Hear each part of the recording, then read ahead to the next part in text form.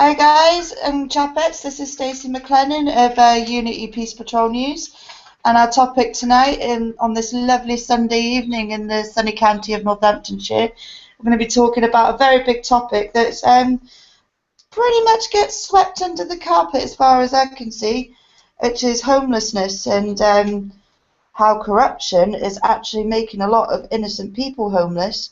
We have obviously myself, Stacey McLennan, and a young lad who's with me at the Unity Peace Patrol News HQ. His name's Josh. Welcome. Thanks for coming on. It's all right. And we have on the online panel Black Hole Bridger and our human library Michael. And we have the lovely Emma Gregson. Sorry, it's because I was about to say Emma Horrocks. Had a brain fart there. Right. Thanks ever so much for coming on, chaps and chapettes. I'm going to dive straight in with this one it's caused an absolute spark of outrage. Wow.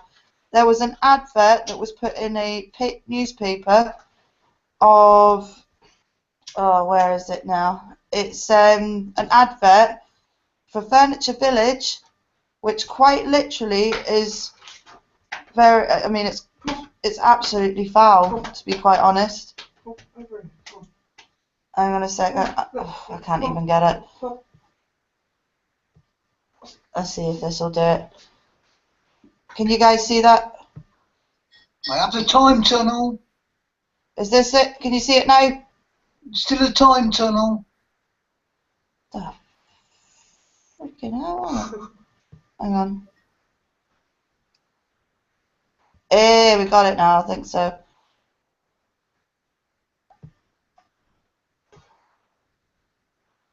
Can you guys see it now? I still have a time tunnel, says. Oh, for fuck's sake, sorry. Sorry for my language, but it just annoys me that I've just... hang on a sec, guys. I'm going to try and get this up on... Why is it not doing it? Well, anyway, it's... bear with me a minute, I know how I can get it. This does not surprise us in the least sense at Unity Peace Patrol News. It's absolutely disgusting. It's basically got an advert for a bed on it. Here we go. I don't know whether you guys can see that now. Bingo! Got it. Epic, epic. Right, so this advert here is obviously got a lovely bed on it. And when you look further in, it looks quite innocent, right? Ooh. Oh, we've got a big reaction here from young homeless Joshua. Hang on a minute. It says this should help towards the bedroom tax. If you guys aren't seeing that, look above the bedstead, and it's right there. Yeah, and save 270 quid. Now, and then it says the bed's like £799. How on earth some people would want to spend 800 quid on a bed? I don't know. Considering I sleep on the floor. Yeah. And there's people that are sleeping in worse situations. And I mean, I don't know what you guys make of that. That advert is quite, well, say quite, it's very sinister. It's vulgar. It's vile. It's just disgusting. I don't know how anyone can create an advert like that. Disgusting. Yes. It's very offensive to people who are struggling to pay the bedroom tax. Well, we found out the I'm surprised somebody hasn't spoken to the Advertising Standards Authority about it. It's just like rubbing salt in the wound to the vulnerable, you know. It's causing exactly. That's exactly what it is. I mean, if they've got any sense, they'll pull that advert straight away. Well, they haven't. Got a complaint in. I can't mention any names for obviously their privacy, but I know people that are actually living in poverty because of bedroom tax. Yep, I stopped an eviction for bedroom tax, and I don't know what the situation is with you, Emma, or anything like that up way up north, should I say? Up north. Yeah, we've had a few suffering same. I've got one recently where bedroom taxes, the DHP forms ran out, and what they've done, they've been delaying the forms of sending them. So I've got one now where I scan and copy it so they can get them directly, because down at the council they're deliberately waiting until it's expired, so it's creating an overpay, well, an arrears. And then what they do, they change the bedroom tax and class it as an overpayment. And this is what, yeah, they're getting evicted on things like this. Then that is malfeasance in public office. Yeah. Yeah. Also, deliberately withholding forms, as well as dealing with a person's right to a fair hearing. Article 6 of the European Convention on Human Rights also makes it clear that where the state is dealing with a person's affairs, they must deal with it in a timely manner. Now, if what they're doing is they're deliberately delaying this and then claiming an overpayment is something is an overpayment when in fact it's not, that is an abusive process, and the council, whoever's doing it, could find themselves in very serious trouble. It could also be perverting the course of justice, which is a very serious offence indeed. It's also a social engineering strategy, it seems to me. Social housing. Yeah, the thing is, in doing that, Paul, they're also breaking the law. So, I mean, if they think they can get away with it, I've got news for them. No, they won't, because I think if people make enough noise, eventually the CPS will have no choice, because if they don't, people just think, right, fine, we'll do the prosecution ourselves, and you try stopping us. I mean, they've got it coming to them. The CPS is now proved itself to be totally corrupt, and if people lose their faith in the CPS, they'll say, right, okay, we'll do the prosecuting ourselves. Lose? I've already lost mine. I lost mine years ago. Well, I can see many a runaway courts being set up. Well, this is already happening. I mean, new common law courts are being established around the country. I mean, I looked at a map earlier on, which is commonlawcourtcentral.org. Compared to 6 months ago, the number of common law courts that have sprouted up, including sheriffs and peacekeepers, it's more than doubled in the last 6 months. So I think it just goes to show that people are beginning to think, right, okay, this legal system is now so corrupt, we've got no faith, it's not legitimate anymore, it's a corporation being run for profit, it's not being run for justice, it's being run for profit, asset stripping, and we don't want any part of it. In a minute I can see the courts collapsing, because they won't be, they will just run out of money, because the common law courts will be taking it away from them. I can't see how they think they're still holding the legitimacy, to be quite honest. They're not, because what's happened is, over the last few years, and well, sorry, longer than that, they've been bringing in these laws which they think they can get away with it. But the trouble is, there is a part of the European Convention on Human Rights, I think it's Article 46, and basically that binds all signatory countries to the rulings and judgments of the European Court of Human Rights and its Grand Chamber, and also the plenary court of the European Court of Human Rights. So, I mean, this government is being very, very silly for enacting these pieces of legislation which basically try to deprive people of their rights or try to undermine a person's right to a fair hearing. I mean, I've come across police officers who say, "Oh no, we don't have to prove anything." Well, I'm sorry, yes they do. I heard one recently who tried to kid me that the European Convention on Human Rights only applied to the state. When I pointed out it also included police forces, but he went very quiet. You can see why Eagle Piggle wants to do away with the human rights in this country, which he can't do.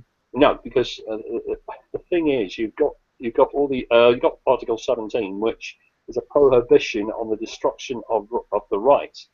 Article 18 deals with restriction of them. There's only a set number of circumstances when they can restrict the rights. But Article 17 is a prohibition on the destruction of them. So, I mean, the Tories' attitude towards human rights, European Convention on Human Rights, is to wave two fingers at it. They didn't like it when they got caught with internment in Northern Ireland. That came back and bit them on the backsides damn hard. But it just shows. But that's the Tories for you. They're so arrogant. They think they can do what they like and nobody's going to stop them. But I'm sorry, but the people of this country are now waking up at such a rapid rate that they've worked out very quickly what's going on, and they're saying, right, okay, we need to put this right. And to hell with a prime minister looks more like something of a kid's program.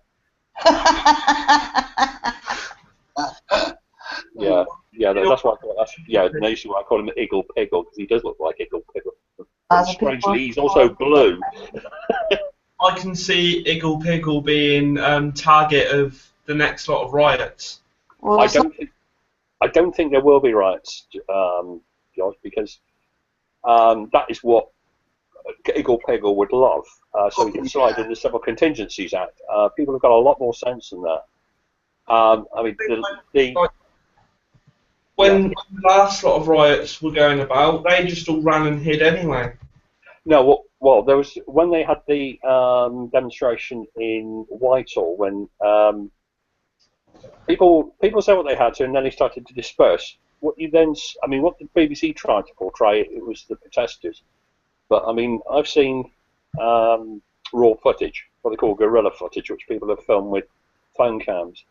And you can see it is the police who actually charged in and started assaulting protesters who were walking away. They were dispersing. They walked in and assaulted them with riot buttons, unprovoked, totally unlawfully. Now, 3 British Transport Police officers are clearly shown on footage. One of them is shown putting his glove across the face, including the mouth and nose of a protester. 2 others grabbing the person by the legs and then slamming him into the tarmac. Thankfully, the collar numbers of those 3 BTP officers were clearly seen. Those 3 officers have now been reported to the British Transport Police's Professional Standards Department. I wouldn't be surprised if that goes to the Independent Police Complaints Commission and there's a prosecution out of this. I hope there is, because it's about time the police realise that that sort of behaviour is unacceptable. They do not have a right to break the law and not expect anything to be done about it. They're subject to the same laws as the rest of us. They're not above the law. See, the word force is quite strong, though, Josh. It is strong, but it's not even that. I mean, what are they going to do if people don't pay, can't pay, not won't pay, but can't pay bedroom tax, which is a quite unreasonable thing to ask. I mean, nobody asked to have a spare room. Do you know what I mean? No, I didn't ask for a spare room. Yeah, I mean, there have been cases where local authorities have tried to impose bedroom tax on people who have long-term illnesses where they need a carer to be there at night. And the local authorities have tried to say, oh, no, that's a spare bedroom, you've got to pay it. Well, then it's when the law's been looked into, they cannot actually charge for that. So the local authorities have charged the bedroom tax. Have had to refund it. It's like when Stacey was just saying about some people it's not that they are unwilling to pay the bedroom tax, it's that they can't pay it due to finances. It's slightly different subject. It's like I've recently told my old phone provider I can't pay what they think that I owe them. But what they don't understand is it's not that I've chosen not to pay it. It's that the money just isn't there, and they think that they can abuse you until you pay them.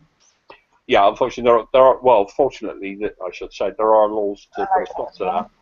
And if they do start bullying and abusing, then there are laws that will clamp down on them very, very quickly. Yeah. And it can result in the company being fined without limits, and it could also involve the management of that company either having to pay fines personally, or they could end up going to prison.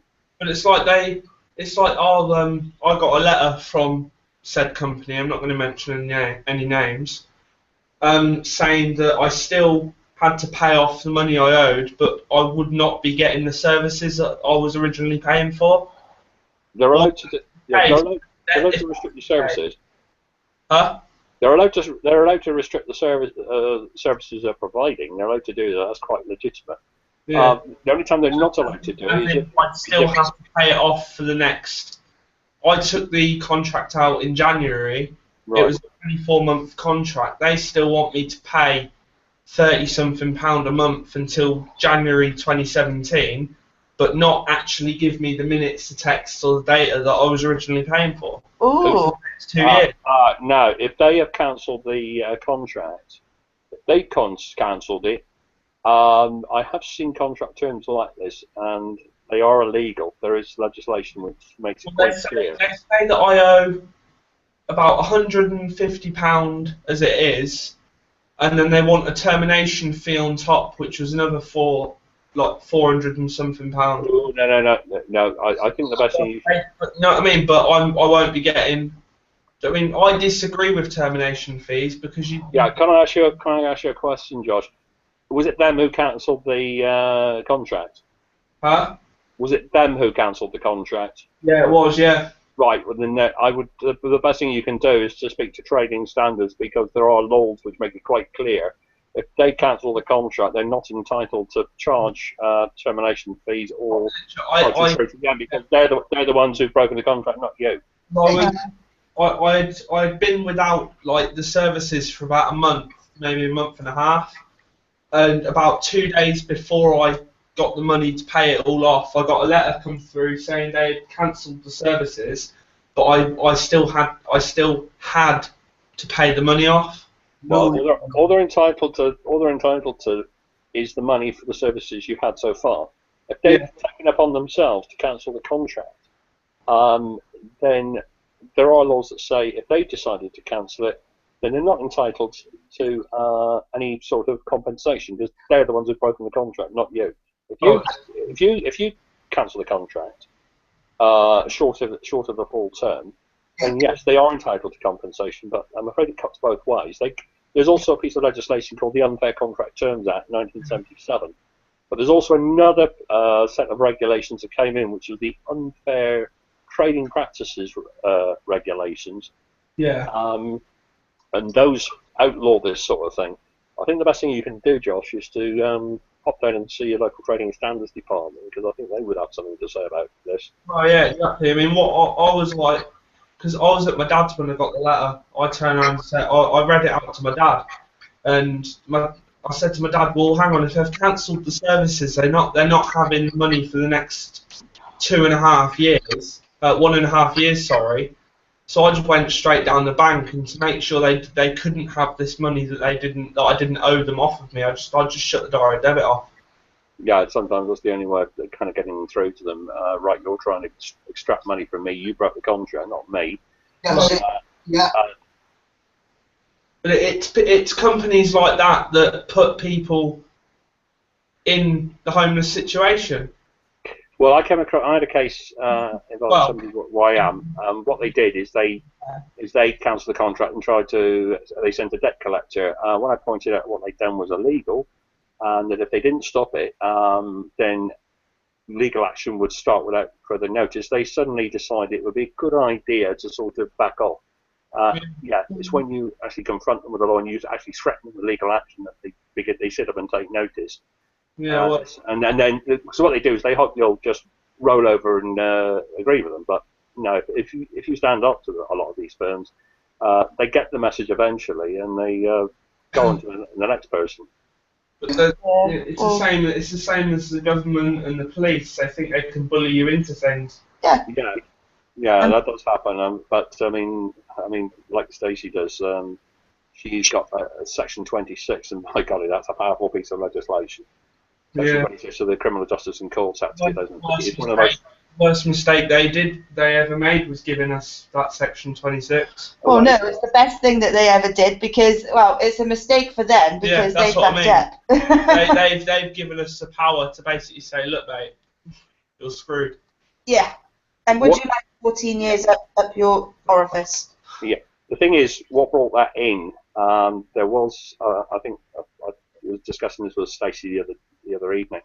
There are two cases which gave rise to Section 26, and the one case that did bring it to the public into very sharp public focus was a case of a young mum who had two young children in South Wales. Her ex-partner was very violent, and he had threatened to kill her and the two children.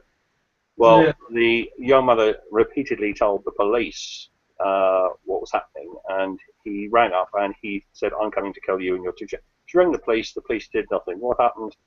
He arrived and he killed the mother and two children.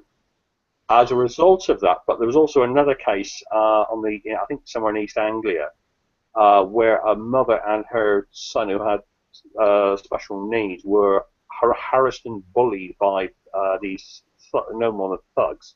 That she killed her son and then she committed suicide herself. Where the police had just done nothing.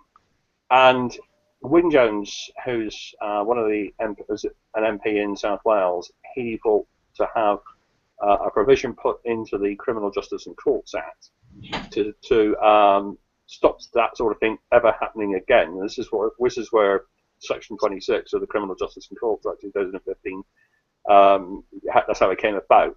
It is a very, very powerful piece of legislation. The legislation itself is, but that provision, Section 26, is a very, very powerful piece of legislation. What does concern me is a lot of police officers are not even aware of it. They've had no training. Their senior officers not told them anything.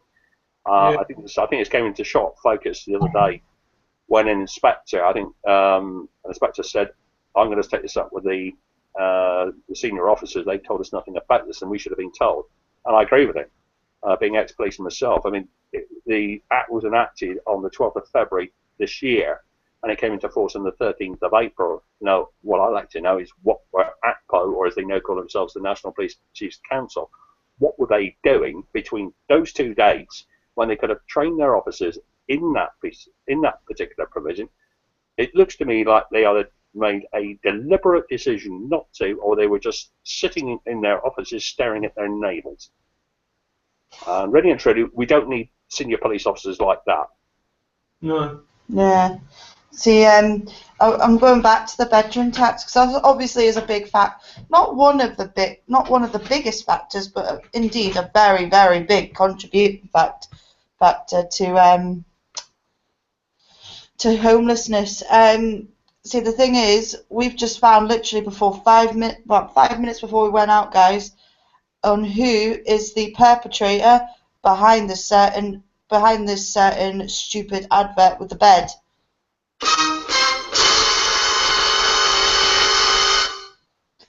I love that sound effect. Right, I'll share this because I think we were just talking about it before we went out. This is a firm which mocked bedroom tax victims in advert has Fat Cat Tory MP as the director.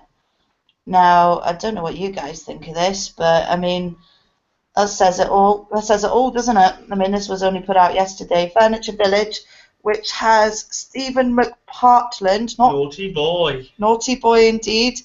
I would call him Stephen McFartland.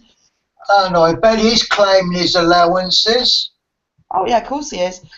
Joked about the hated tax in an advertisement for an £800 mattress. A furniture firm has sparked outrage by joking about the hated bedroom tax in an advert for mattresses. Furniture Village boasts that customers can save almost £300 on a new one, adding this should help with the bedroom tax. The firm, which employs pro-bed tax Tory MP Stephen McPartland, McPartland, as a part-time non-executive director on a whopping salary of 42 grand, has been blasted for treating the tax as a joke. The Tories' unfair levy has caused severe hardship for some of Britain's poorest and most vulnerable social housing tenants and has linked to a string of suicides. Let's not forget homelessness and evictions. The Sunday People has led campaigns to scrap the tax since it was introduced 2 years ago. In the advertisement, which ran in magazines earlier on this month, the multi-million-pound chain offers reductions of £270 on a £1,060 luxury mattress, cutting the cost to £790. Campaigners have expressed outrage and accused the firm of insensitivity. A spokesman for one anti-bedroom tax group said, "It's not on. Why does the firm think bedroom tax is a suitable subject to endorse their advert? People who are paying the tax don't have any money to spend. That's the point of it. And one of these reasons is unfair." And there's the man himself. I don't know what you think of that much. It just shows you the mindset of these people, does it not? You know, it's just despicable. Absolutely despicable. I think you need to slap him with an £800 mattress. I mean, I don't know what on earth he thinks that he is doing. Isn't his MP salary enough? I mean, what are they on, about 140 odd? And he's been paid 42,000 by Furniture Village, and he's turning a blind eye to that. I mean, it just shows this. He's the one that probably okayed the advert, Michael. Well, it wouldn't surprise me. I mean, really and truly, he really does want to make his mind up. Is he going to be a director of Furniture Village, or is he going to be an MP? He can't be both. I'm wondering if other Tory MPs who find it particularly distasteful make him get up in the House of Commons and apologise, or give up his directorship. You know, he should be made to give up his directorship, or even pack up being an MP and continue his directorship. One or the other, not both. I think he should be sacked from both jobs. Then he'll have to pay tax. He needs a swift kick up the rear, and I can think of a few other things, but I won't say them on air. Emma, what's your thoughts on this, my lovely?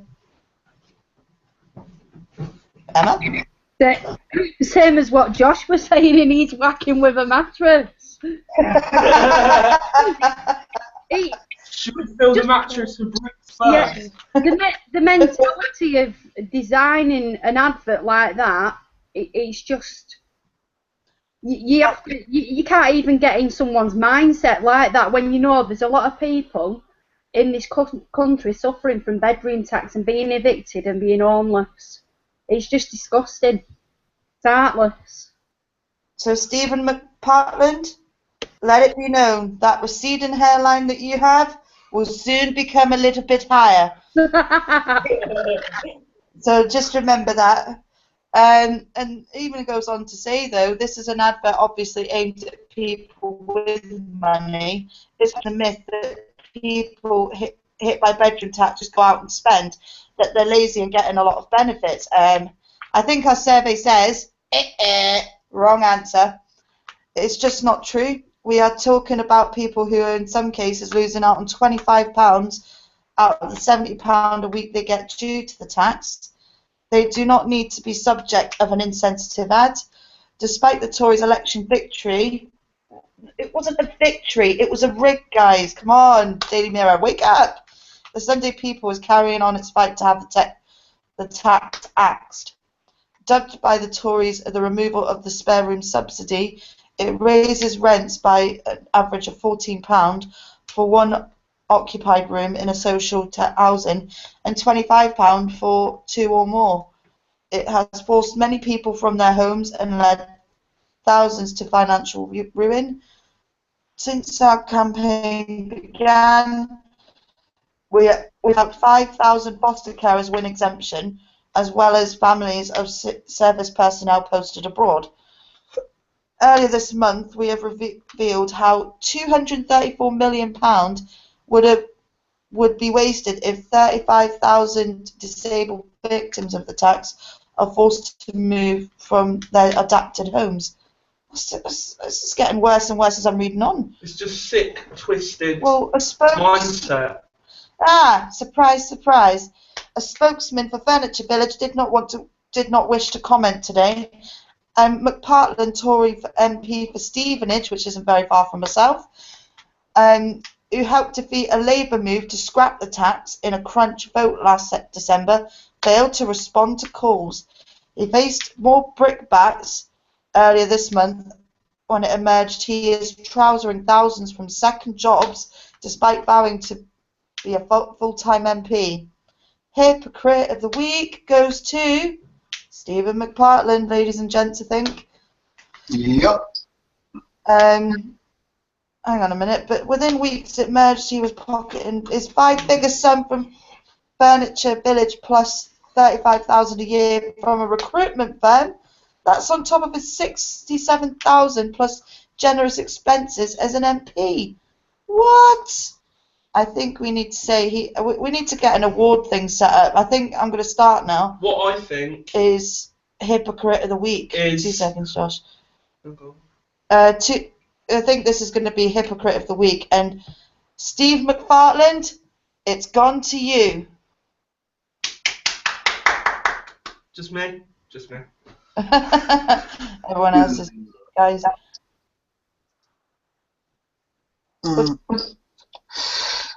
I mean, £25 out of somebody's benefits, which are supposed to be called benefits now, which they are actually entitlements, not benefits. I mean, £25 out of his money isn't much, but somebody on entitlements, it could be the straw that breaks the camel's back and puts them out on the streets. Yes, it's shocking. I mean, even like on homelessness. I mean, oh, sorry, Emma.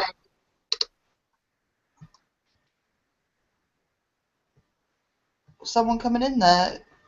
Yeah, it was me, Stacey. Oh, sorry, it was Emma. No, me. No, I mean, all local authorities should be singing from the same hymn sheet. It's becoming blindingly obvious that they're not. Some are being more malevolent than others. Those that are treating this with sensitivity and common sense, yeah, good luck to you. I mean, it's nice to see local authorities acting in the interest of those people they are supposed to serve. But those local authorities who are doing everything they can to make life difficult and unpleasant for people, well, I suggest that you start getting a grip on your council officers. Also, there have been cases where it's been found that councillors who are Freemasons have been making decisions in Masonic lodges and not in the council chambers. That's got to stop. And where it's found that there is an infestation of Freemasons in a particular council, they should be given the very stark choices. Sir Kenneth Newman, when he was Commissioner of the Met Police, said, you've got two choices. You either be a police officer or a Freemason. You can't be both. The same ought to apply to people in local government. You're either a councillor or you're a Freemason. You can't be both. The two are incompatible. So here's one, Michael. So if you're a police officer, an MP, or like member of a council, can you be that and a dickhead at the same time? Well, a dickhead is what you are if you do something stupid. Oh yeah, but I mean they just got a natural aptitude for being a complete dickhead. They do, and I think it brings us on. This is the biggest dickhead council of the week, I think, Michael. I'm sure Emma will agree as well, and Paul. I agree. Well, I agree. The biggest dickhead council of the week is. This goes out to Hackney Council, who are threatening homeless people with £1,000 fines for sleeping rough, prompting outrage from charities. Jesus. Like, not being funny here, you know, like when you're homeless, I mean, you're sitting on the streets, you're in doorways or wherever you can to try and seek shelter, and you're getting fined £1,000 as if you haven't been knocked down from the system enough. Yeah, I think. Sorry, Paul. They haven't thought it through because, hang on, if you're sleeping in a doorway, how are you going to have the £1,000 on you to pay that fine, let alone be able to, you know what I mean, let alone be able to pay it in the first place? Who's going to sit in the doorway if they can carry £1,000 in their pocket? Oh, so they can put you in the prison industrial complex, Josh. Well, yeah. Yes, this is what happens when you get this, when a government starts enacting this sort of legislation to bully and demonise and wind up people. I mean, this is Saul Alinsky sort of stuff. Trying to sort of rub people raw, trying to bring in this sort of their fantasy of some sort of fascist government. I mean, really and truly, I mean, they really do need to sort of grow up and just realise that people are gonna kick off, and they are going to fight back, but they're not going to fight back in the way that they think they're going to fight back. People have got a lot more intelligence than that, and they really are underestimating the public. They really are. During the last term, each head of each party was praising Saul Alinsky, and we've still got Cameron there, and he's head of one of the parties, and he's praised Saul Alinsky, the subversive. So it shows you what he's at. Yeah, when they realised that people knew who Saul Alinsky was and what he stood for, by God, they couldn't get it down off their websites fast enough. But it's too late. The people do know. Yeah, this is it then, and of course what's going to happen now is that people are going to be watching out for it. They're going to say, no, we didn't put you into power to do that. Yeah. I mean, what makes me laugh is they say, oh, we have a mandate. They don't have a mandate at all. They don't have a mandate from the electors. The only people they seem to have a mandate from is the City of London. City of London is a business centre. They should keep their noses out of the way the country's run. But they're not just using the book that Saul Alinsky wrote, Rules for Radicals. They're also using the Frankfurt School of Subversion. Everything they're doing is exactly as laid down in the Frankfurt School of Subversion. So why are they subverting our country? Because they want to collapse it so they can do whatever they like. Yeah, see, it says here further on. Oh, it goes on like it was a vote at the bottom of this article. It says, should rough sleepers be fined? We have a very big vote of no, but only 5% have said yes. To them 5%, I have one word for you, and it's one worded question. Why? Why? I mean, I don't know what you think of this vote here, guys, but...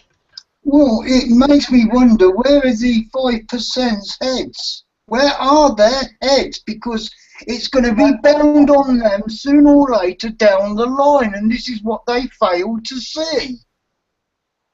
I think they don't actually get it, or they're not in touch, or they're on some kind of they're intoxicated at the time, or wanted to cause some quite serious annoyance to people. They just wanted to cause an argument so they can sit there and laugh. May very well be. And I think, do you know what? There's, some of our own went to the Joy Centre in Peterborough, and we've been given very strict instructions, and we're going to respect their wishes.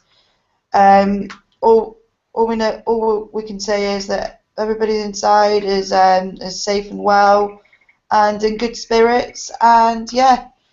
But the people in there are absolutely epic. I mean, from what I hear. Yeah, my hat's off to them. Absolutely. I think what they're doing, Stacey, is they're highlighting to the public the subject of homelessness, that people could very well find themselves homeless because of the corruption and the criminality of this government and those who support them and those who they're puppets for.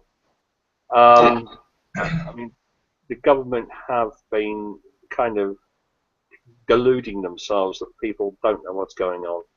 I'm sorry, but I've got this to say to equal pig on these chums. People, a lot more people than you think know a lot more of what than you think is going on. And they're going to take you down sooner rather than later. It won't be the violence you want, so you can slide in the Civil Contingency Act. It'll be a perfectly peaceful takedown, and if you think the police are going to protect you after the way you crapped on them, I don't think so. So do yourselves a favour and just walk out of the Palace of Westminster, otherwise known as the House of Commons, and hand in your resignations. That's all we're asking of you. Yeah. And I wonder how many people actually know the amount of actual homeless that are hidden, such as the sofa surfers, those that go and sleep on friends' settees, floors, and what have you. You just get a bit of warmth and maybe a bit of food from good friends and what have you. Emma, have you any idea what the percentages of actual sofa surfers are? No, I'm not sure of the percentage, but I know it's quite high. Yeah, I bet it's really high. So yes,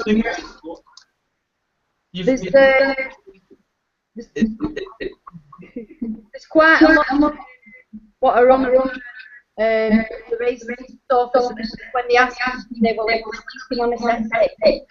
They've got somewhere to stay.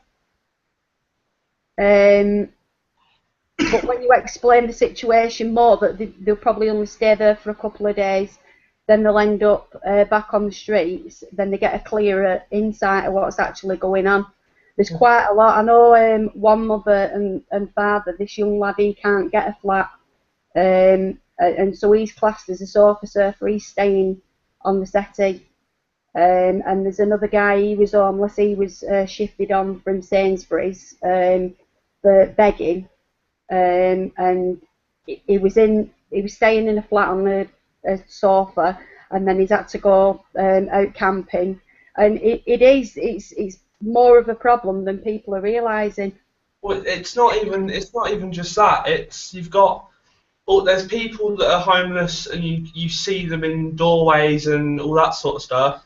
You've got the people that do go and hide at their friends' houses and they sofa surf, but there's also the people that use their knowledge and they actually find hiding places that are hidden from the public out in the town centres. I mean, I for one, when I was out, I was in a town called Rugby, not too far away from here, and I found quite a good hiding spot under some stairs outside an Asda supermarket, and unless I told you I was there, you wouldn't know.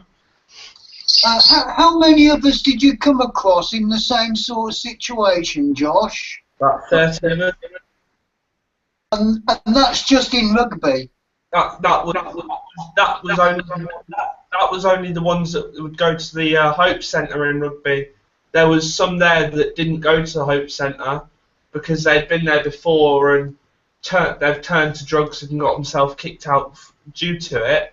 But that was just the ones that went to the homeless centre, went to the Hope Centre for food. About 30 people. And it's the same with a lot of these food banks. You're only allowed a certain amount of food in a certain amount of time. Yeah. And most people overdo it and they're denied food.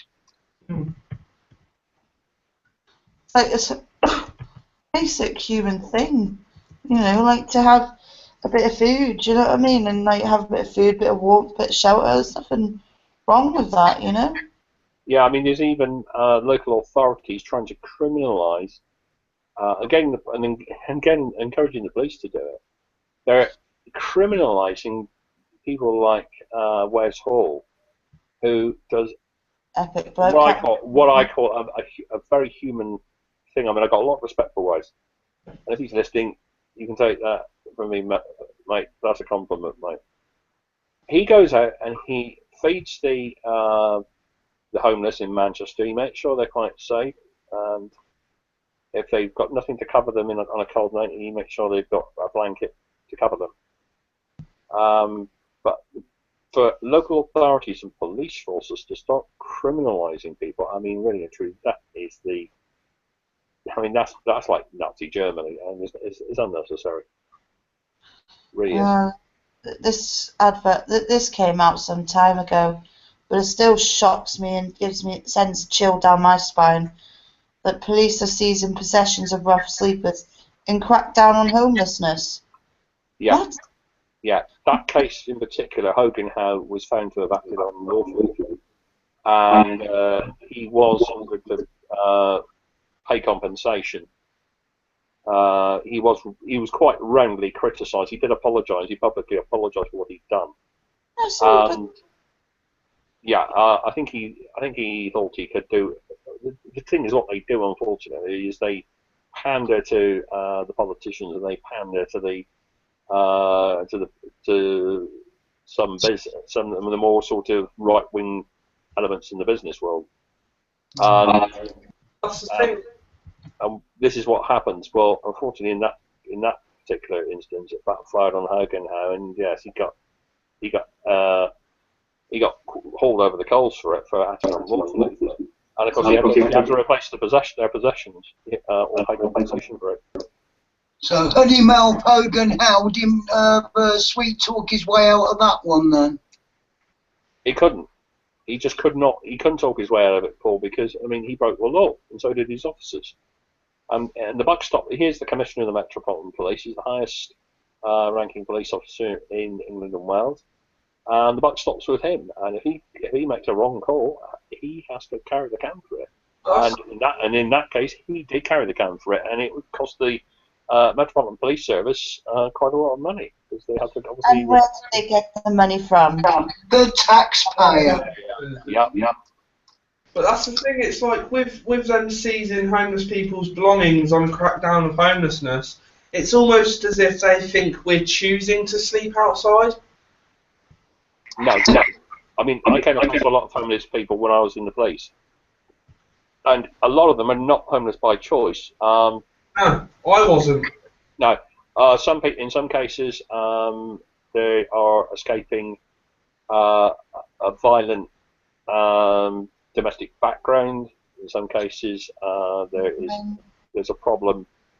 A relationship has broken down, or they've been made homeless because of eviction. There's any number of reasons why people are being made homeless. Some local authorities have got a better record than others for helping people who are homeless, but some are just absolutely, well, I don't think there's a word that describes it. They just don't give a monkeys. And those sort of, I mean, it's not so much the local authority, it's the council officers. They've got this mindset, oh, well, it was their fault, and in a lot of cases it's not the person's fault at all.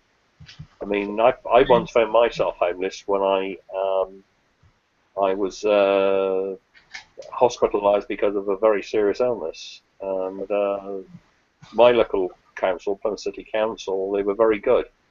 They came out to the hospital, they took a statement from me, and within about a fortnight I had a letter saying, yes, you are homeless, and yes, it's not your fault. You haven't made yourself intentionally homeless. So I mean, going back to them seizing homeless people's belongings, it's not as if we've got a lot to our name as it is. Do you know what I mean? And if we have got anything, it's mainly clothes and blankets to keep us warm. Do you know what I mean? Taking that off of us. Well, some of them have photographs of like their children. Well, yeah, I know a lad. Well, I can't really say he's a lad. He's 25. I know a bloke. He got made homeless because his relationship broke down. And he keeps pictures of his son with him. Do you know what I mean? And he just seizing their belongings because they're out on the streets.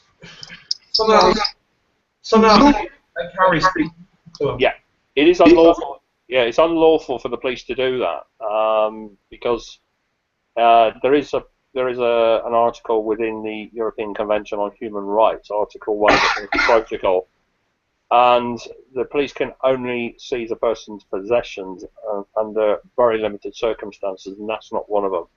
And this is why Hogan got his backside kicked from here to next Sunday, and the Metropolitan Police Service had to pay compensation or replace the possessions. And also, it means he was found. The reason he was found to have acted unlawfully was by virtue of Section 6 of the Human Rights Act. Well, and it says that where a public authority, which includes a police force, acts in a way that is incompatible with a person's convention rights, then that act is unlawful. It can have quite serious legal consequences for that public authority. Yeah, and also another subject I'd just like to cover while we're on the topic of police and what they're trying to do. Well, what the police are trying to enforce against homeless people is moving the homeless on when they're trying to keep dry, when they're not causing anyone any harm. They're not committing a crime, as far as I'm concerned. No.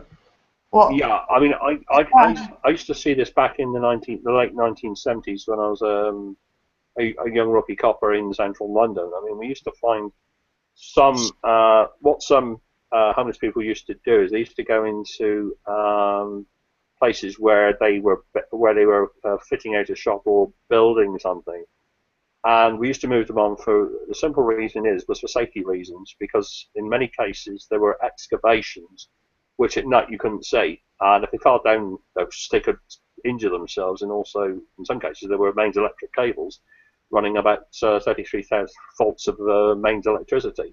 That's understandable, moving them on for their own safety, but say they're in, I don't know, Costa's doorway. Oh, that is just Costa's being bloody minded. You know what I mean? I was, when I got moved on from these stairs I was hiding under, by Asda security when they finally discovered that I was down there, I went to a doorway because there was nowhere else that I could keep dry to go. I was there about half an hour, and I had an officer come up to me saying I couldn't sit where I was and I had to move.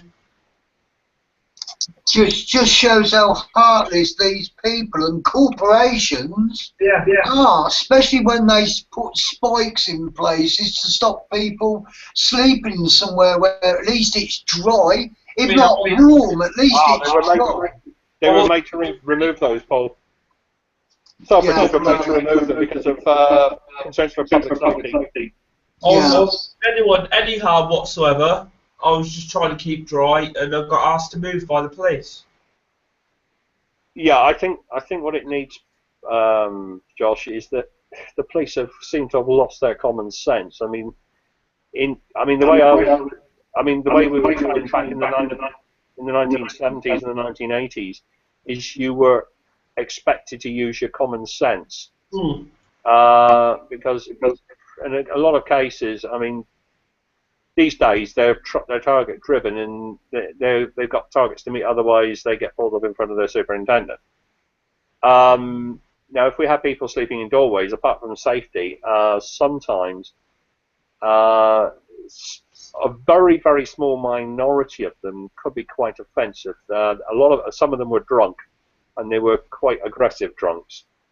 And in those circumstances, we had to move them on because obviously they would go up to people and they'd start begging, and if they didn't get money, they'd get very, very aggressive.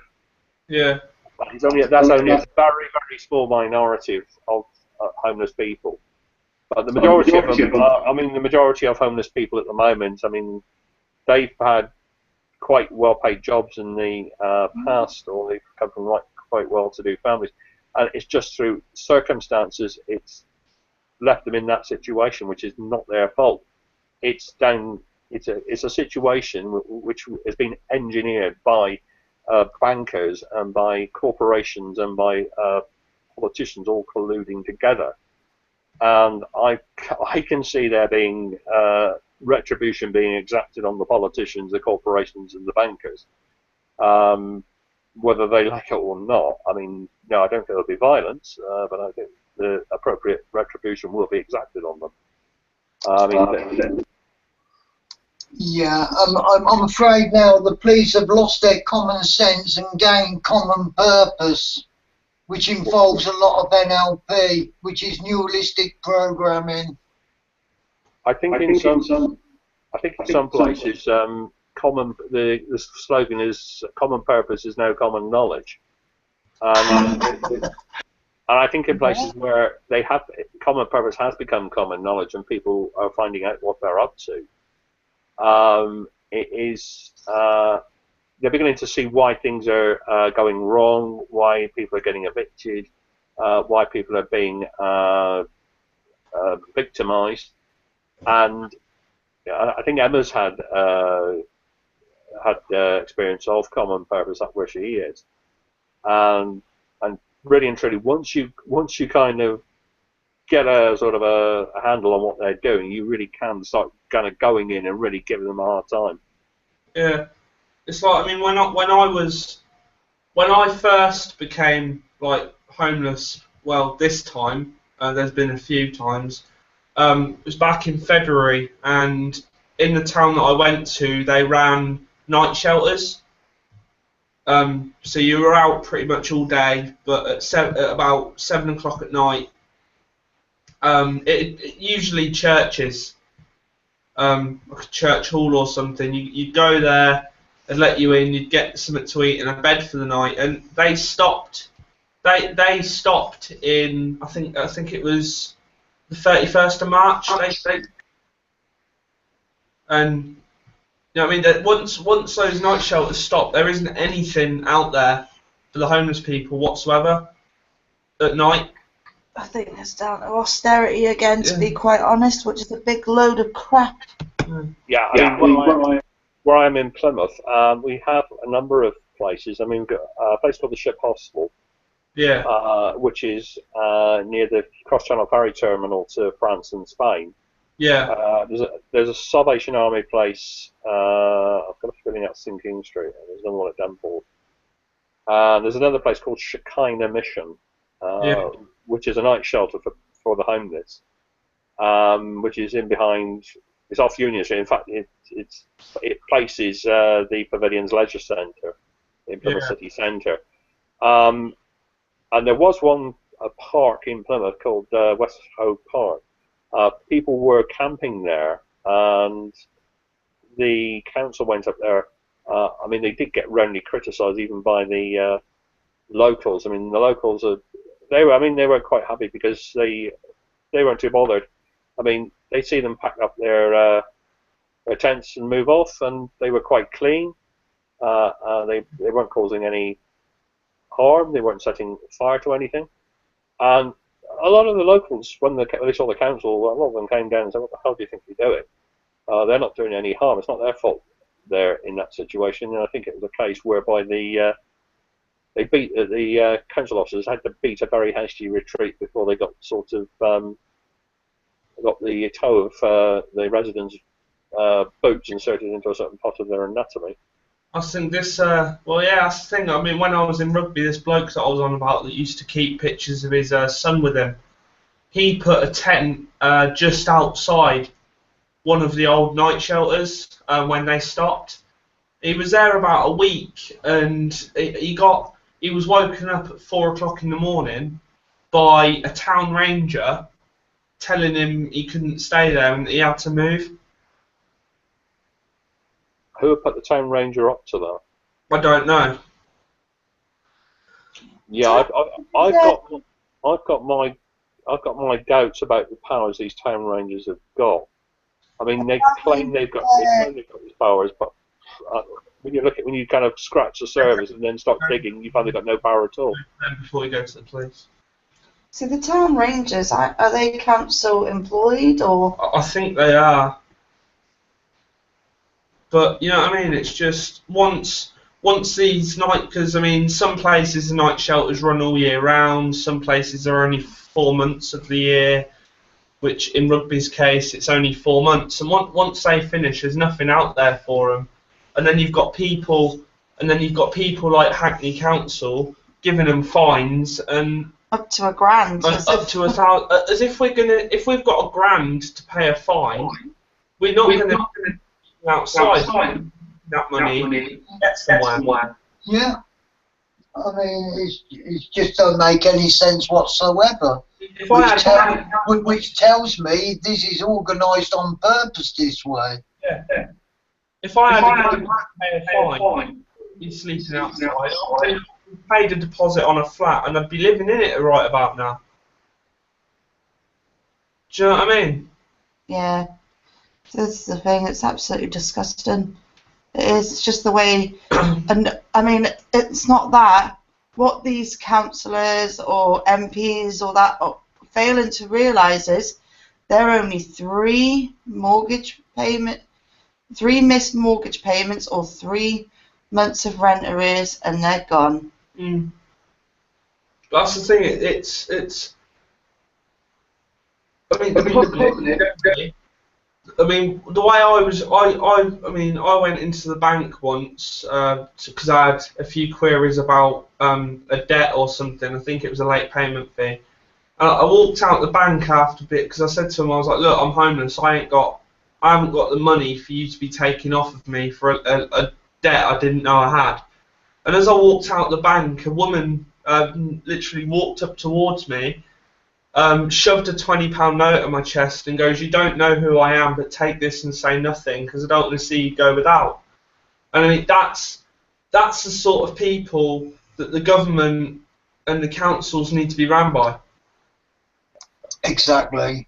The people with actual heart rather than dark hearts. You usually find that people like that are the ones who can least afford it. Yeah. And they're actually the ones with the most humanity in their souls. Do you know what I mean? And I was like that. I was quite.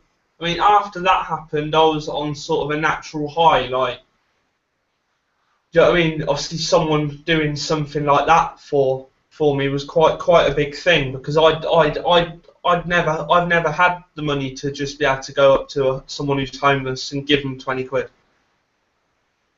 Do you know what I mean? It's people like that you've got. It's mainly the public that are like that as well. I mean, yeah, you get some public that frown upon the homeless because they make somewhere it looks bad on the town or something like that. Oh. Yeah, there are angels in our society, and you never know when you're speaking to an angel. Well, yeah. I think the thing is, these epic fails that they're meant to call councils are meant to be there to help and assist. It seems like they're helping themselves to the back pocket of the public purse. They are. Helping themselves and desisting with the help to the people that need it. It's like the most vulnerable people. I mean, I've seen people that have been homeless that have got ADHD. They've got. I mean, there's quite a few people that I know, even relatives that are epileptic.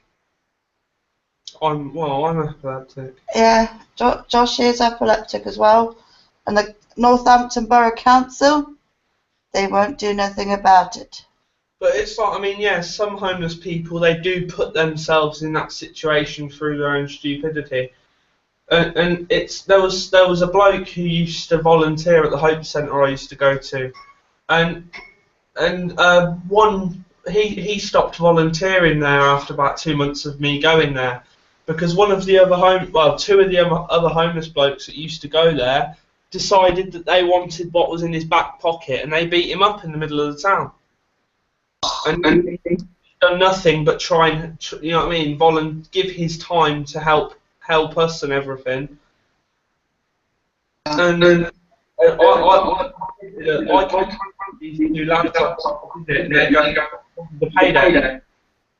Yeah, it's the few that make the genuine look bad. That's the trouble, and people then tar everybody with the same brush. And people have got to learn that not everybody's like that. They tar the same brush, don't they? They just don't understand that. I mean, it could be them next. It could be any one of them.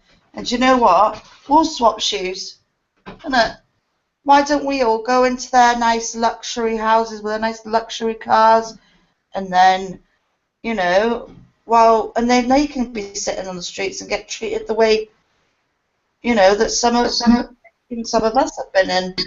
But the people on the streets, they don't want luxury. All they want is shelter and food in their belly. Sometimes not people listening, because life can be rough on the streets. You know what I mean?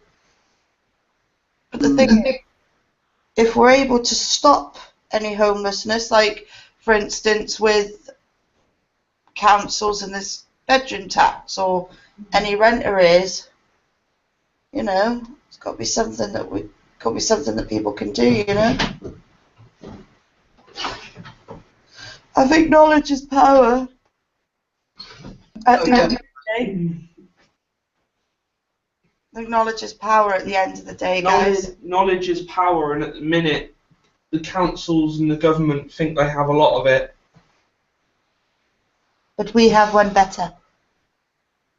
Yeah, but they only gain their so-called power through us, and we can take that power away from them.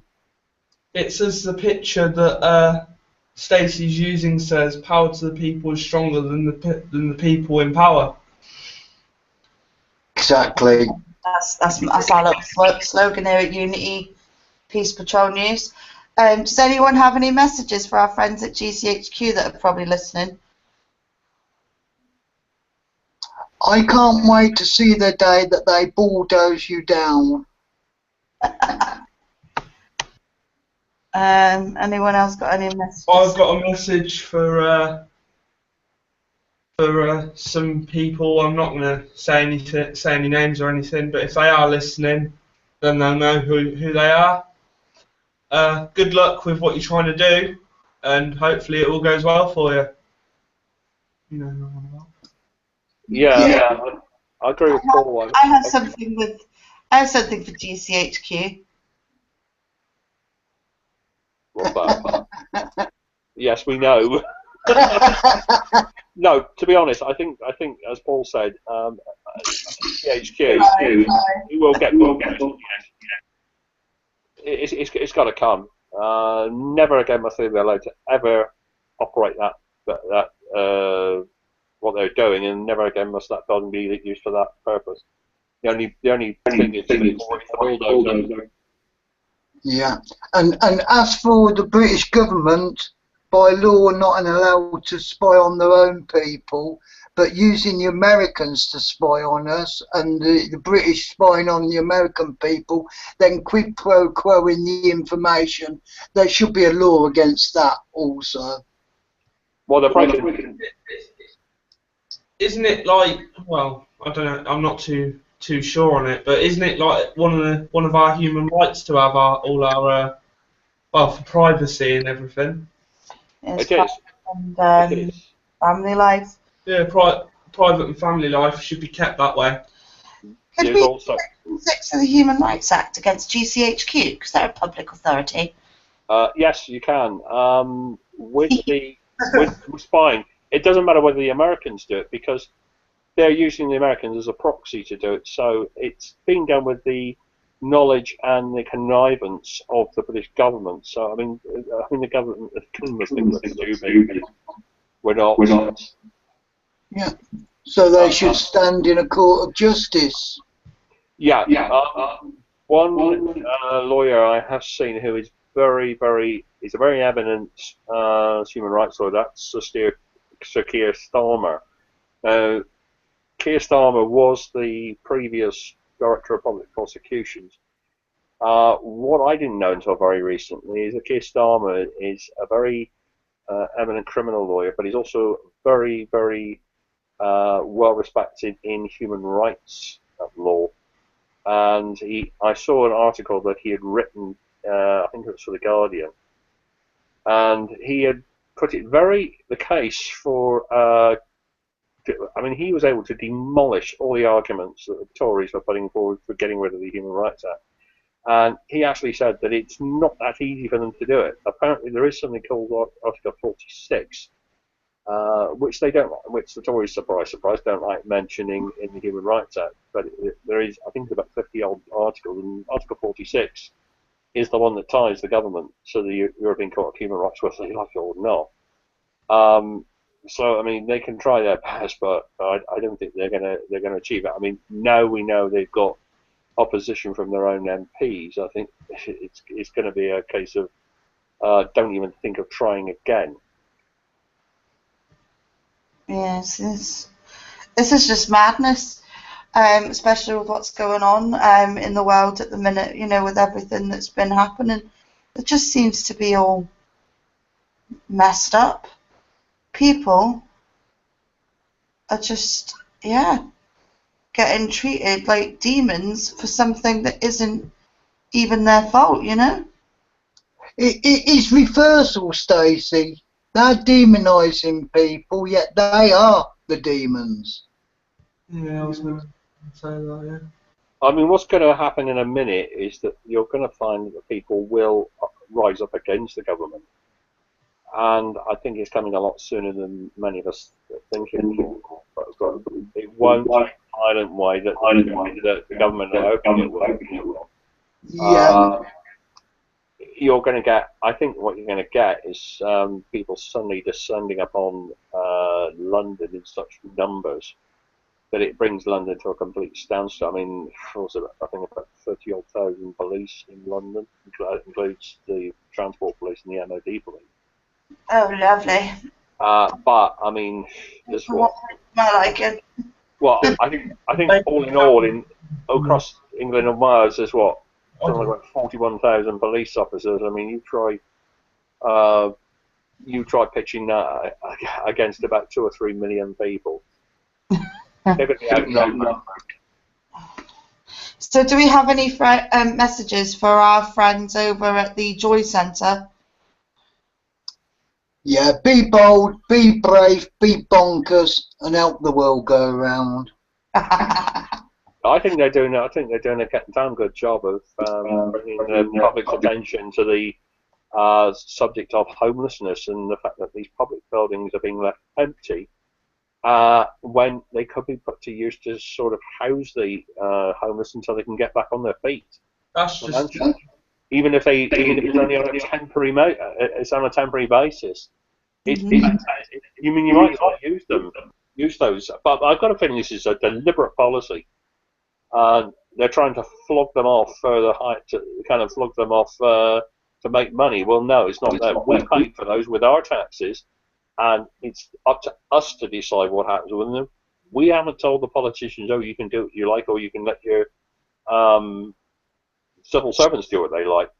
Yeah, You're our servants, not our masters. Get them into your heads. And they're using the argument of austerity, yet austerity has never worked in the history of economics. And what people ought to realise, austerity is another name of them siphoning the taxpayers' money into the richest pockets. And that's not sour grapes or greed on my behalf. It is true. the rich get richer and the poor get poorer. Indeed, they do, Josh. Awesome. Pardon, what was that, Emma? I didn't quite catch it. Said spot on, totally agree. Yeah, this is from the lad that's 19 years old, Emma. He's 19. He's full of wisdom. He knows exactly what's going on, and it's about time he started changing, because what are we leaving behind for our children? And like Mike said, people are not going to put up with this much longer. It's going to happen sooner rather than later, I think. I think it needs to come, and it needs to well, it's going to whack people, the government, really hard. Yeah. And the sterling work they're doing in Peterborough is highlighting it for those that aren't quite awake, but those doing these things will actually nudge them into waking up. It's like with Northampton Council. It's like I've got epilepsy, I'm dyslexic, I've got ADHD. The ADHD meaning that I can't live at my dad's because me and him bounce off each other. And Your dad's my dad's ADHD as well. Those disabilities leave me vulnerable to violence, and the council just don't seem to want to help me. Apparently, I'm not vulnerable enough. That's where I come into it. Proverbial kick up the arse. Expect us, in other words, and Yes, because yeah, a little bird tells me, Stacey, that you got some very complimentary comments made by a district judge at a court the other day, didn't you? yes, he said my skeleton argument was quite good. He was quite impressed by it as well, so I was like, I'll take that. As a compliment. But one thing it has, I mean, yeah, I mean, I think Stacey and myself are up until the early hours of the morning trying to kind of bash things in. Yeah, what can we throw at them about? Yeah, right, okay. There's Stacey hammering away. I think at one point I saw smoke coming from the keyboard of her laptop. Oh, it definitely was. It definitely was, Michael. She was putting so much into it. Yeah, And yeah. I don't want to embarrass her, but I admire her for the work she's been doing. One thing I have noticed, though, Stacey, and I mean this sincerely, you're what I call a natural advocate, and you've got that innate ability to be able to kind of grasp the spirit of what it is, see into it, see what needs to be done, what arguments need to be put forward, and then go forward with it and smash it out of the other side. And you did it. My only concern is when Northampton Council are faced with Stacey helping me out, that I won't actually get to speak to anyone because they'll see Stacey walk in and they'll run and hide. Probably be a case. Looking for all their spare packets of Imodium, one of the two. Yeah, probably be a case of who's she, and then kind of what the bloody hell was that when she kind of walks out. Yes. Go and hide in their flash BMWs that the taxpayers paid for. Yes. And Anyway, so we could just levy it. Yeah, you could do that. Put a Leanne on it. Yes, well, we'll take the clamp off of that, your BMW pay for with taxpayers' money as soon as you sort this out. Okay? I think we need to get our little friend, the clamp fairy. It's that little lovely the clamp fairy.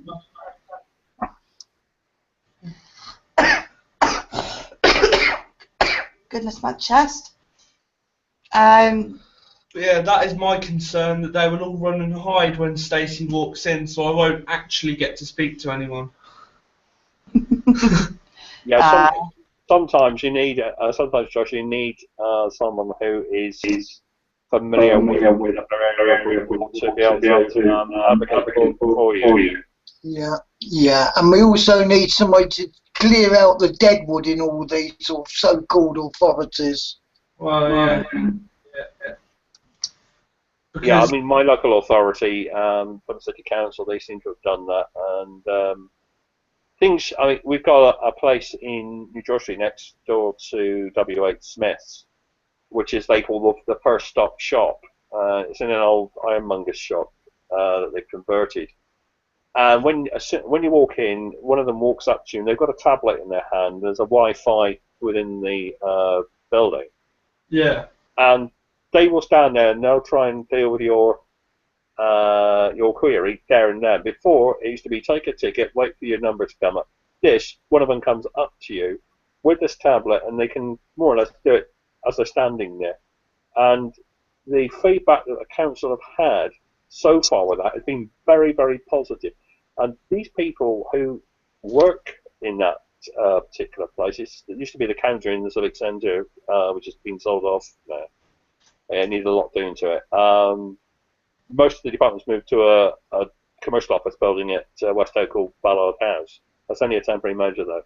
But if there's anybody who works in Plymouth City Council First Stop Shop, listen to this. I've been helped by them every time I've been in there, and I'm very grateful for it. They do a fantastic job, and they're very, very helpful. So if you're listening, guys, give yourselves a pat on the back. Yeah, that sounds much better than being treated as if you're at the deli counter. No, they do. They are very, very. My experience of them, Paul, is they're very, very helpful. If they don't know the answer, they go and find out for you.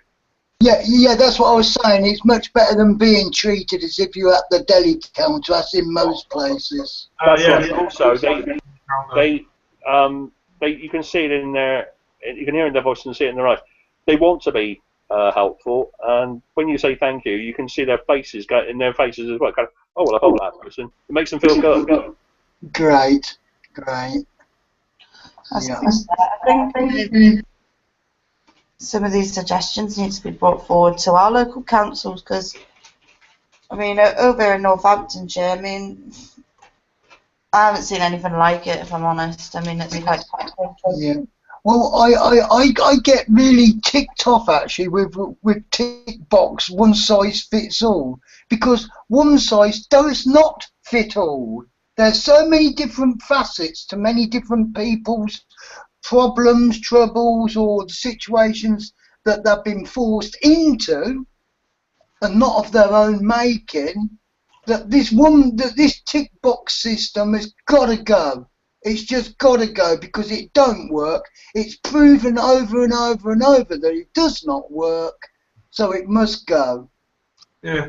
Well, I don't know how many other councils run off of the same system, but I know in Northampton, if you want to apply, if you're on the housing register, before it was a housing agent would come up to you, well, and they'd say, oh look, I've got this property, do you want to come have a look at it? Now you have to bid on these properties, and the system's terrible. Yeah. One thing I found, you have to get to the council building at 9 o'clock on a Wednesday, whether or not you've got a school run to do, which my dad does, and bid on, and so you can be the first to bid on something. It's disgraceful. It's a stupid system. yeah. One thing I noticed with I think some local authorities can learn from my local authority. One thing that has become quite obvious is that the old civic centre in Plymouth, it was beginning to suffer with something called sick building syndrome. And when you get a building that starts to develop that, your staff start to get sick as well, physically sick and also psychologically. But this shop they've got, it's a lot of glass at the front. You can make payments out of hours. There's a secure machine that you can just stick it in an envelope, push it through, and just put in a reference number and a keypad on the outside. And it's also open on a Saturday. It's very light and airy inside, so you go in and you've got that sort of. And yes, it makes the staff feel good. And I said to them, how does this compare with the civic centre? And they say, oh, this is a lot better. This is a lot better. We feel a lot happier over here. That in itself says a lot.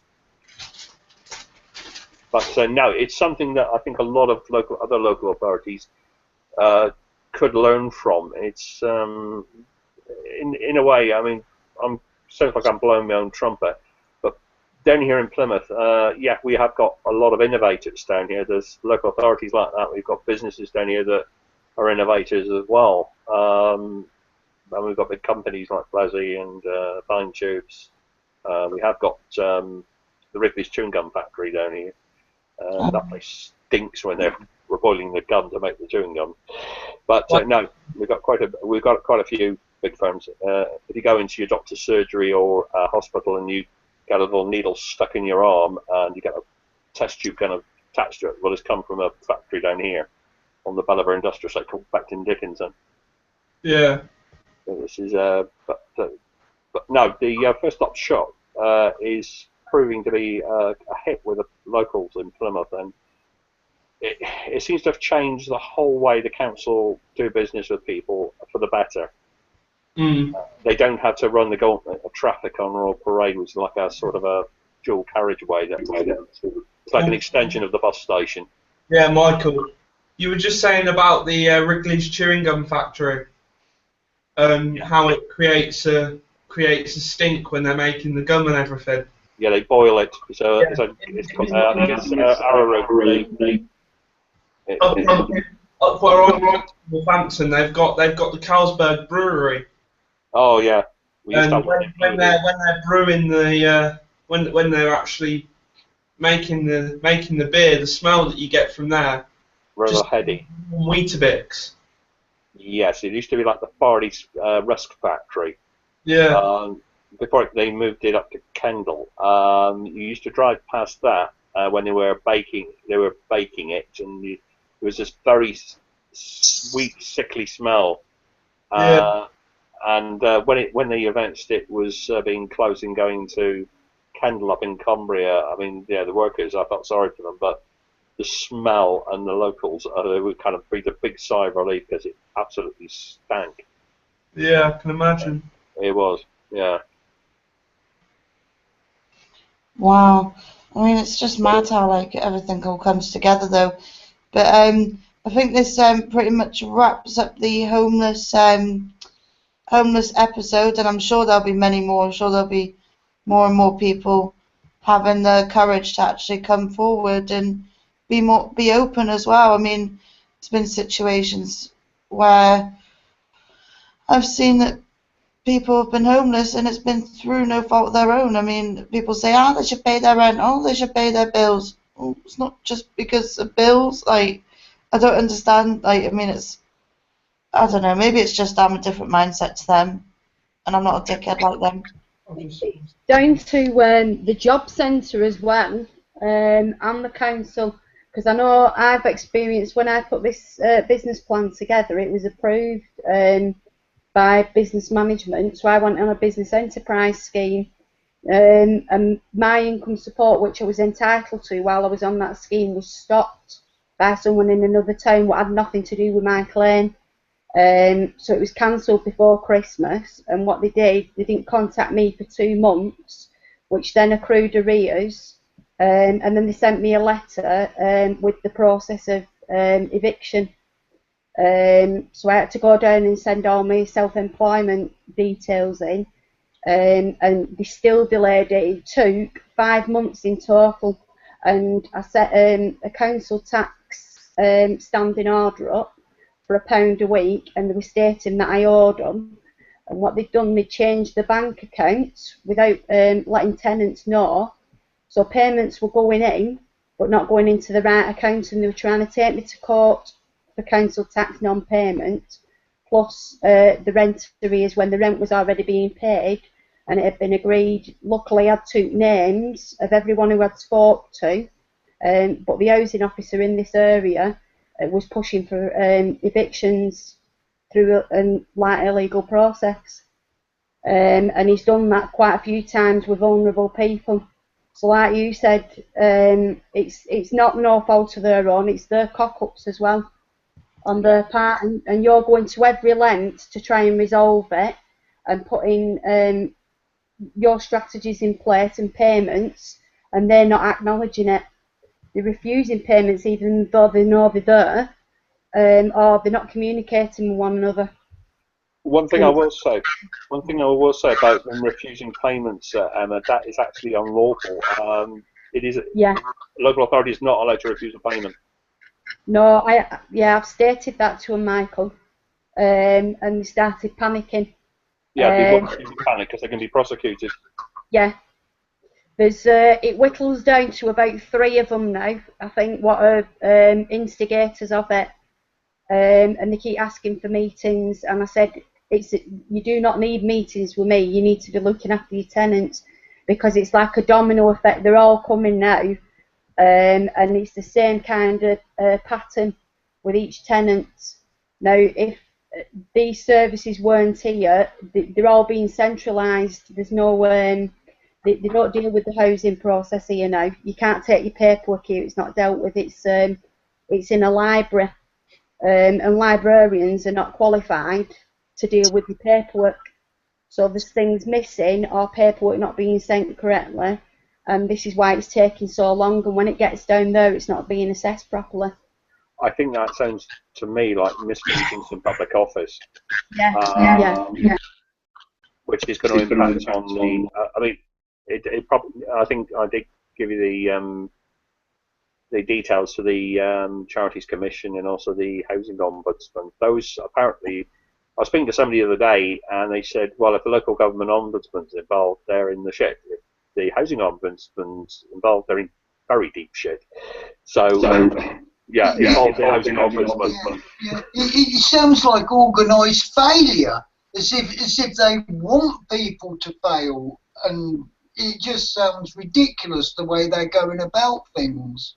It could be fraud, actually, Paul, because if they are deliberately falsifying accounts to make it look as if people are in debt, then it comes under, I think it's Section 2 of the 2006 Fraud Act, which says that it's an offence to expose somebody to loss, the risk, cause them loss or expose them to loss or the risk of loss. And that applies right the way across the three offences of fraud by false representation, fraud by failure to disclose information, and fraud by abuse of position. I mean, these people in these housing associations do need to be very, very careful, because some of the regulators in that area are very, very powerful, and they can cause a lot of damage to those housing officers' careers. Especially if they feel that the housing ombudsman can create waves quite considerably. The charity commissioners can insist that certain people are removed, and they've done that in some cases with major charities. They've just suddenly walked into the office and said to a senior paid officer, "You're leaving. When? Now." And you've got no right of appeal. You can't even go to an employment tribunal. That's how powerful they are. And I think it needs with the housing associations, which are registered as charities, it needs the Charities Commission to really come down hard on these officers, these paid officers, and they also need to take the trustees, even if they're ex officio, they need to take them to task as well. If you're going to run it like this, we're closing you down. Shocking, absolutely shocking. Well, I definitely think this concludes tonight's edition of the homeless episode of Unity Peace Patrol News. Has anyone got any messages for GCHQ? Anyone in corruption? Yeah, we're coming to get you. Not long to go. Just a message for anyone listening to the stream at the minute. If you've been homeless, or you're homeless at the minute, and you're sofa surfing or watching or listening on a smartphone, I'll speak on mine and Stacey's behalf. It's not. We know it's not easy, but if you just keep fighting for what you know you deserve and what you can get, I can assure you everything will get a lot better. That's really heartfelt. I like that. Nice one, Josh. What about you, Paul? Just for our... Yeah, that's quite a positive thing to say, but also it gives people hope for the future. But yeah, it's not. You might be down at the bottom at the moment, but there's only one way, and that's up. Indeed, it is. I mean, it only takes good people to do nothing but evil to flourish.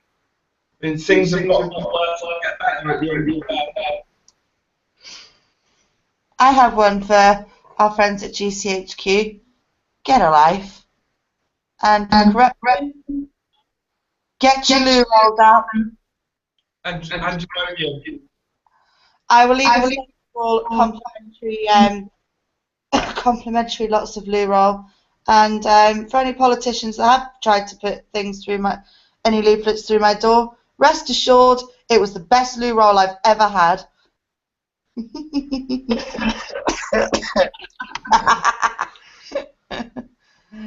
Well, this definitely concludes tonight's Unity Peace Patrol News.